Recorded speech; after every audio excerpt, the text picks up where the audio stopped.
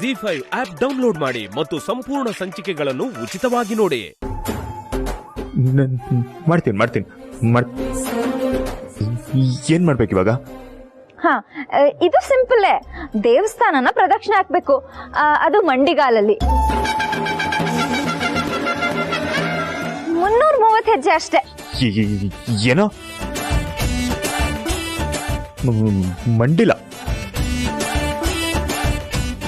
ಮಂಡಿ ಗಾಯ ಆದ್ರೆ ಏಜೆ ಯಾಕೆಲ್ಲದಕ್ಕೂ ಏಜೆ ಅಂತೀರಾ? ಅಣ್ಣ ಮಾಡ್ತೀನಿ ಅಂತ ಹೇಳತ್ತಲ್ಲ. ಸರಿ, ಆದ್ರೆ ಒಂದ್ ಕಂಡೀಷನ್. ಪ್ರದಕ್ಷಿಣೆ ಹಾಕ್ತಾ ಹಾಕ್ತಾ ಭಕ್ತಾದಿಗಳ ಹತ್ರ ಭಿಕ್ಷೆ ಬೇಡ್ಬೇಕು. ಭಿಕ್ಷೆ ಬೇಡಿದ ದುಡ್ಡನ್ನ ದೇವ್ರ ಹುಂಡಿಗೆ ಹಾಕ್ಬೇಕು ಅಷ್ಟೇ.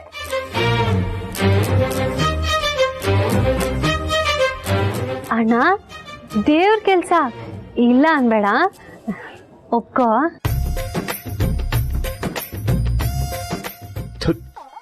ನಂದು ಒಂದ್ ಜನ್ಮ. ಯಾವಳನ್ನ ಸಾಯಿಸ್ಬೇಕು ಅಂತ ಕಾಯ್ತಿದ್ದೀನೋ ಅವಳನ್ನ ಉಳಿಸ್ಕೋಬೇಕು ಅಂತ ವ್ರತ ಮಾಡ್ತಿದ್ದೀನಿ.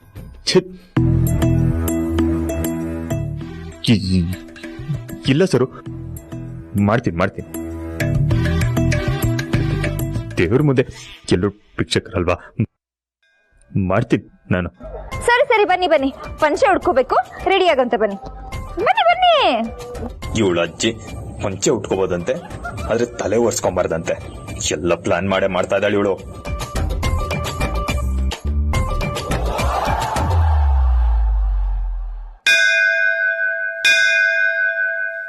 ಬನ್ನಿ, ದೇವ್ರಿಗೆ ನಮಸ್ಕಾರ ಮಾಡಿ ಶುರು ಮಾಡಿ.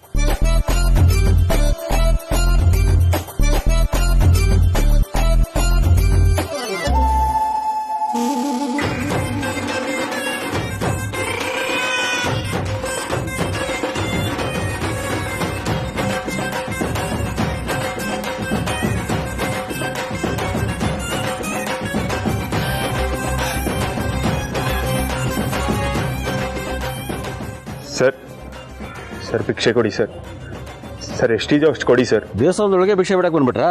ಯಾವ ಕೊಡಲ್ಲ.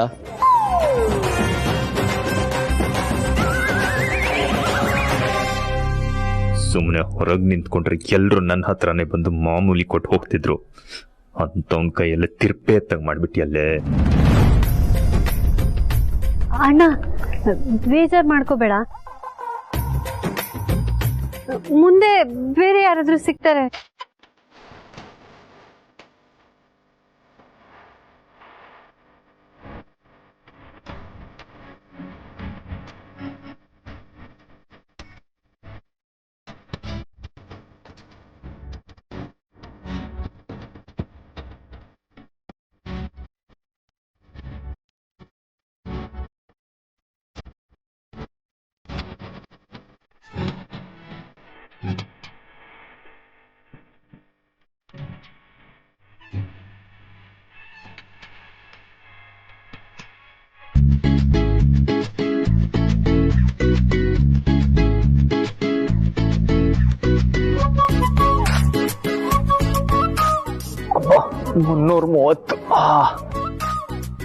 ಅಯ್ಯೋಯ್ಯೋ, ಎಣಿಸ್ತಿರೋದ್ ನಾನು.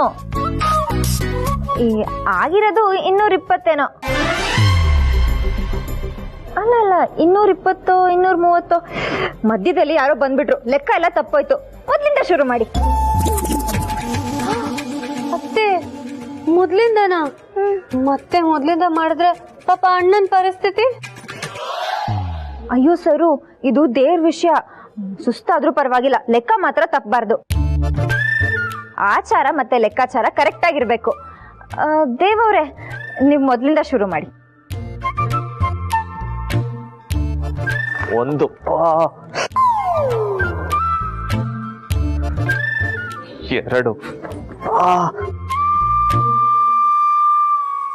ಜಿ5 ಆಪ್ ಡೌನ್ಲೋಡ್ ಮಾಡಿ ಎಲ್ಲಾ ಸಂಚಿಕೆಗಳನ್ನು ಸಂಪೂರ್ಣ ಉಚಿತವಾಗಿ ನೋಡಿ.